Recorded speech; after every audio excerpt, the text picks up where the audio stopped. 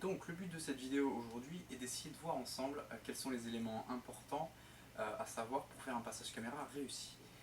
Dans un premier temps, il faut définir un diamètre minimum et un diamètre maximum sur lequel vous allez être amené à travailler pour vous orienter vers une caméra de 20-30 cm qui elle sera plus adaptée sur des réseaux domestiques de style particulier 100 à 125 mm en règle générale, ou une caméra forcément un peu plus grosse avec plus de luminosité qui va vous permettre de travailler sur des réseaux publics en général sur des diamètres plus importants, du 250 à 400 mm. Donc ce qui est important de savoir là-dessus, c'est au niveau du passage de coude sur des diamètres inférieurs, donc sur le minimum sur lequel vous êtes amené à travailler.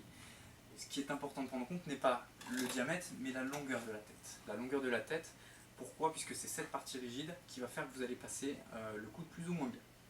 Pour vous donner un exemple, cette caméra-ci que je tiens dans ma main fait 22 mm, celle-ci fait 28 mm. On a une partie rigide qui fait 5,2 ici et une partie rigide qui fait 2,8 ici.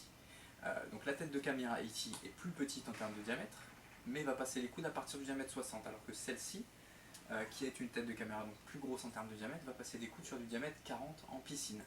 Donc la différence simplement, c'est la partie rigide ici, qui est beaucoup plus importante sur cette caméra-ci que sur la caméra piscine qui peut travailler à partir du diamètre 40.